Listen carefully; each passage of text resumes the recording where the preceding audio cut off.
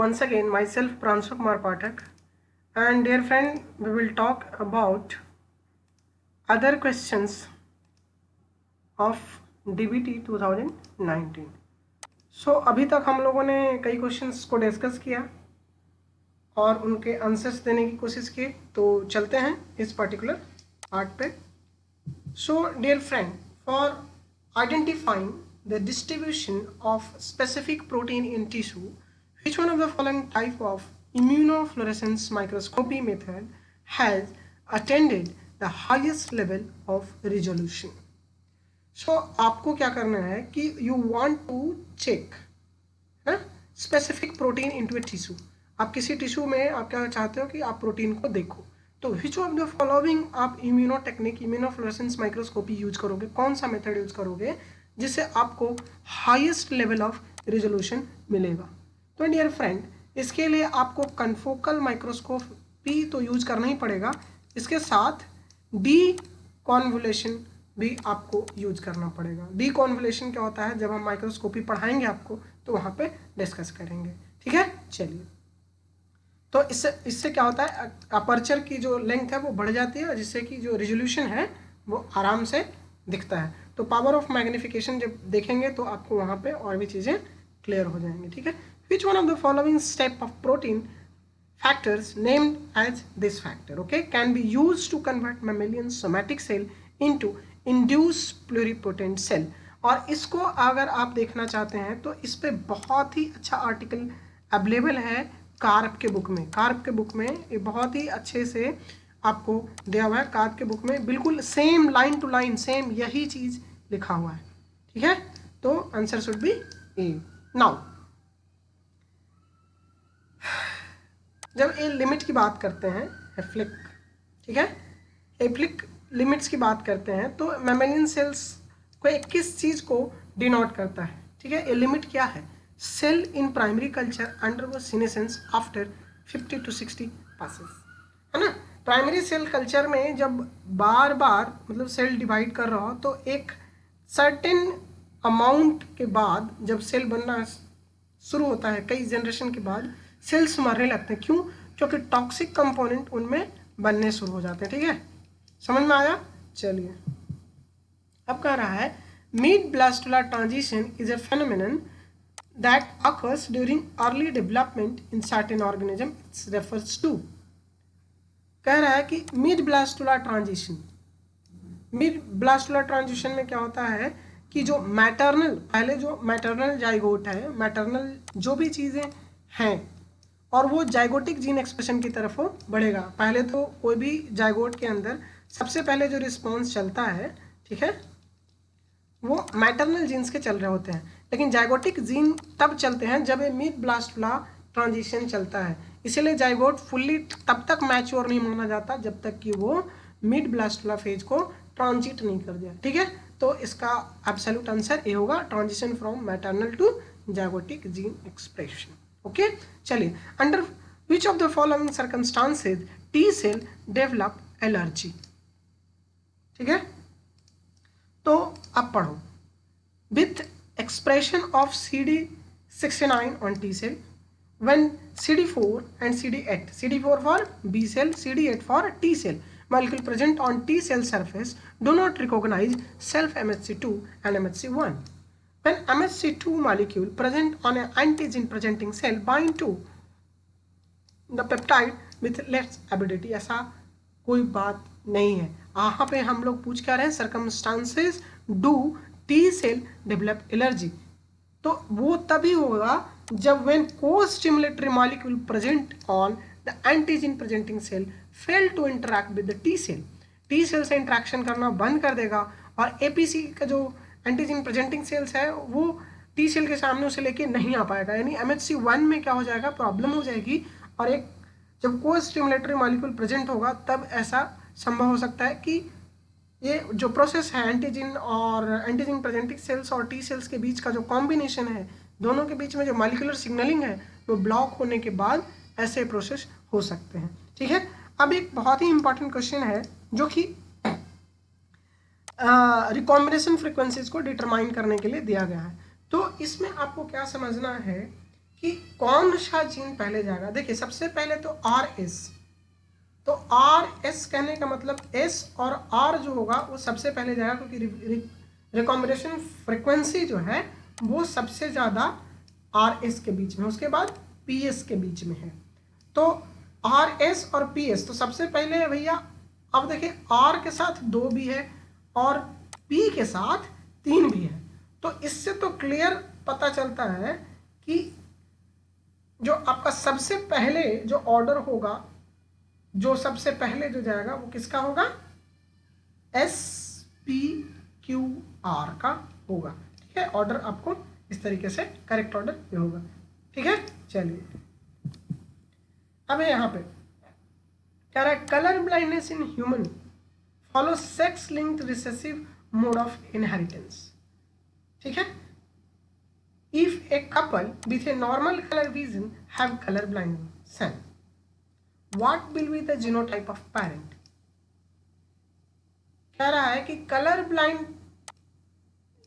Colour blindness be in human follow sex linked recessive model of inheritance, क्योंकि x linked recessive model है। ठीक है, normal colour था, couple with normal colour vision have colour blind child. इसका मतलब क्या है कि एक एक्स फैक्टर मदर में होगा, मदर एक कैरियर होगी, और फादर का जो एक्स क्रोमोजोम है वो तो पक्का कैरियर होगा।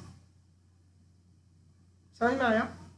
अगर फादर का देखो यही कंडीशन है कि एक्स क्रोमोजोम ए गया और एक्स क्रोमोजोम ए आया। कलर ब्लाइंड सन होने के पीछे रीजन क्या है कि ये वाला जो पेरेंटल एक्स है वो बहुत जरूरी है, तभी उसका जो बॉय होगा, उसका बेबी होगा, या तो एक्स क्रोमोजोम इसका आएगा। ठीक है, यानी कि दोनों बहुत इंपॉर्टेंट है, दोनों पेरेंट्स कलर ब्लाइंड के लिए हेट्रोजाइगस होंगे, तभी उनके बच्चों में कलर ब्लाइंडनेस दिखेगा। समझ में आया। अगर जब तक कि हेट्रोजाइगस कंडीशन है तभी यह कलर ब्लाइंडनेस सिम्टम क्या होगा, आगे प्रोजेनी में बढ़ेगा। तो B is the right option. Okay, you have two tubes containing bacteriophage labeled with radio labeled phosphorus tube A and radioactive label phosphorus B that are devoid of bacteria. You use this bacteriophage to infect E. coli culture. After infection, you separated bacteria from the virus and check them the radioactivity. आप क्या find करोगे, एक tube में लिया जिसमें phosphorus labelled किया, एक culture में आपने सल्फर किया, तो रेडियोएक्टिव आपको दोनों मिलेगा। Radioactivity in the both sample, no. Radioactivity in none of them as a bacteria been totally separated from the virus. Radioactivity in bacteria infected with virus from tube A, because phosphorus जो है वो DNA को करेगा। ठीक है, phosphorus जो होगा वो फॉस्फोरस क्या होता है, डीएनए लेवल होता है। सल्फर कहाँ करता है, प्रोटीन में करता है, तो जो डीएनए में होगा वो परसिस्ट कर जाएगा। तो radio activity in bacteria infected with virus in form tube ए, तो आपको कौन दिखेगा, जो ट्यूब ए वाला जो होगा बैक्टीरियोफाज का इन्फेक्शन वो आपको दिखाई देगा, क्योंकि ये डीएनए में है, एक प्रोटीन में है, वो आपको नहीं दिखाई देगा। चलिए आगे बढ़ते हैं। एक और क्वेश्चन है जो हमारे डेली लाइफ में बहुत इंपॉर्टेंट मैटर रखता है। If intracellular pH of a cell become basic, ठीक है, which one of the following which help to reduce the pH. PH कैसे वो होगा, इंपोर्ट ऑफ क्लोराइड आयन, पूछो क्यों। क्लोराइड आयन जैसे ही आएगा तो हाइड्रोजन आयन कंसेंट्रेशन हमारे बॉडी में होगा, और क्लोराइड आयन जैसे ही अंदर आएगा तो HCl का प्रोडक्शन शुरू हो जाएगा, तो एसिडिक इन्वायरमेंट तैयार हो जाएगा। एक्सपोर्ट ऑफ बाइकार्बोनेट, बाइकार्बोनेट क्या है, बेसिक नेचर का है।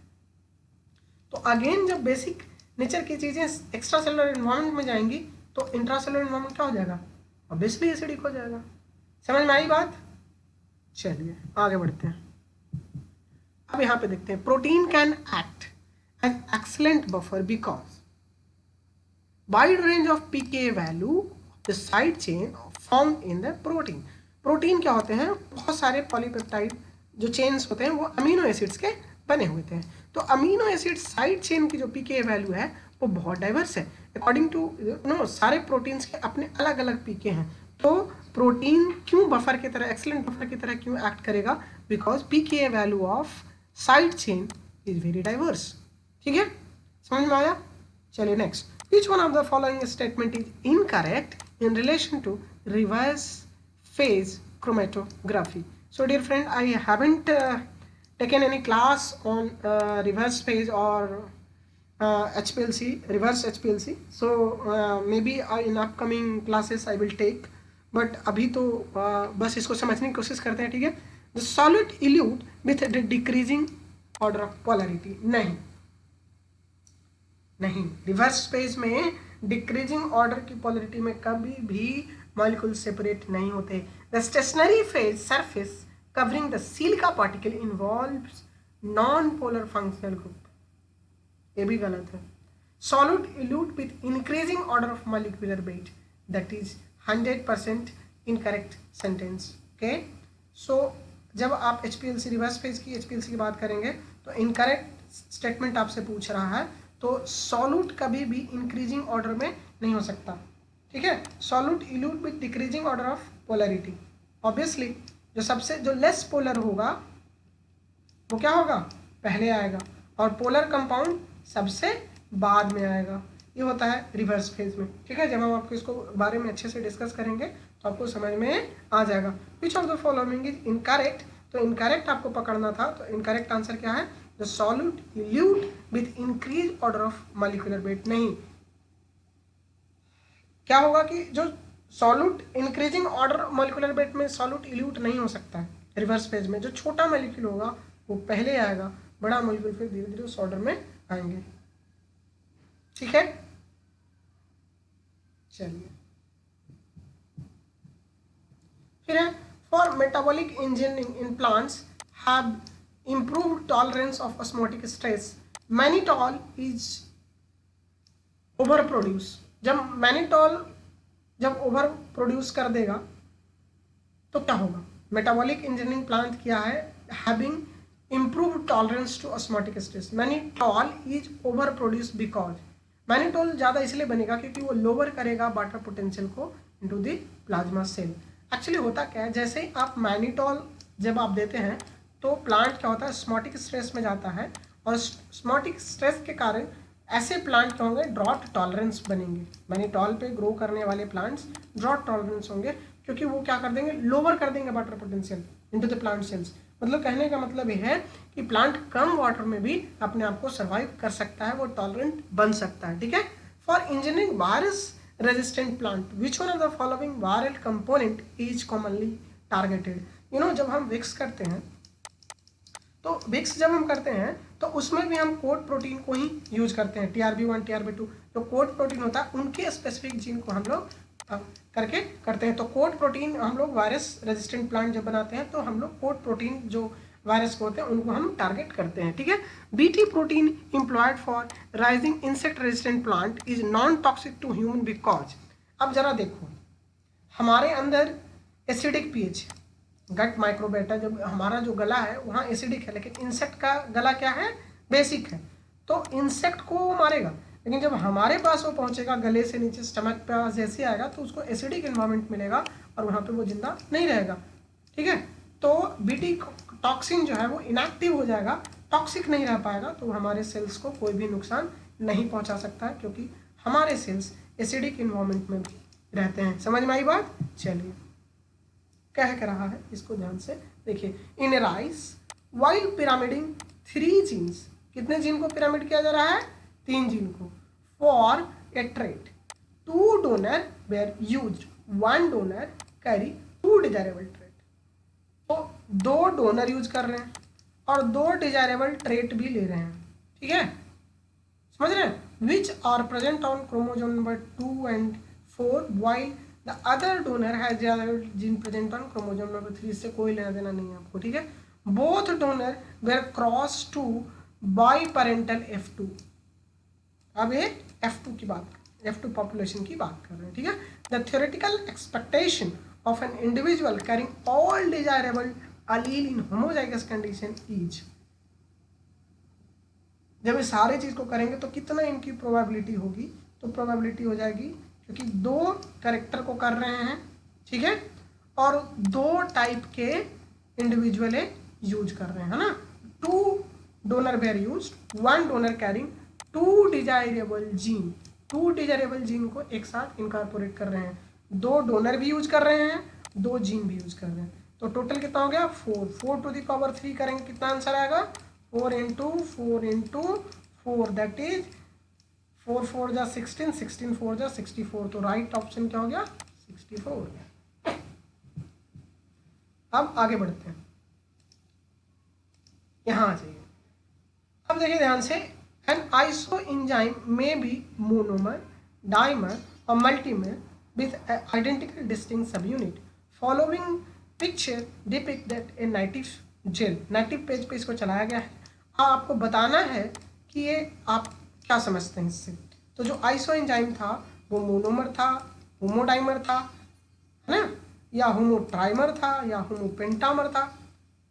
तो भाई देखो एक यहाँ पे दिख रहा है, जब पेरेंट में देखोगे, सॉरी ऊपर में है, अच्छा ये है पेरेंट के पॉपुलेशन। जब ये दोनों को क्रॉस किया गया तो देखिए एक बैंड यहाँ मिल रहा है, एक बैंड यहाँ मिल रहा है। तो अगर ये तीसरा बैंड दिख रहा है तो इसका मतलब ये है कि ये होमोडाइमर का कंडीशन था, होमोडाइमर था, इसीलिए आपको एक बैंड और एक्स्ट्रा दिख रहा है, ठीक है। मार्कर तो बहुत अच्छे से पढ़िएगा, क्योंकि मार्कर अक्सर बार बार मार्कर से क्वेश्चंस आता ही है, चाहे आईसीएमआर में भी मार्कर से क्वेश्चंस पूछे जाते हैं। विच one of the following set of example of specific sequence based PCR analysis marker selection marker. Selection marker जैसे जब भी आप एसएसआर मार्कर चलाते हो, एसएनपी चलाते हो, तो these markers are basically use for genetic diversity analysis. तो अगर जेनेटिक डाइवर्सिटी आप देखना चाहते हैं तो आप लोग क्या यूज करोगे, एसएसआर यूज करोगे, कॉस यूज करोगे, स्कार यूज करोगे। इन सब के बारे में डिटेल वीडियोस जब भी टाइम मिलेगा मैं बनाऊंगा। अभी आपको बस इसका आंसर मैं देने की कोशिश कर रहा हूँ, बिकॉज मार्कर यहाँ पे अगर मॉलिक्यूलर मार्कर हम डिस्कस करने लगे तो वही बहुत लंबा टाइम ले लेगा, ठीक है। चलिए आगे बढ़ते हैं, ठीक है।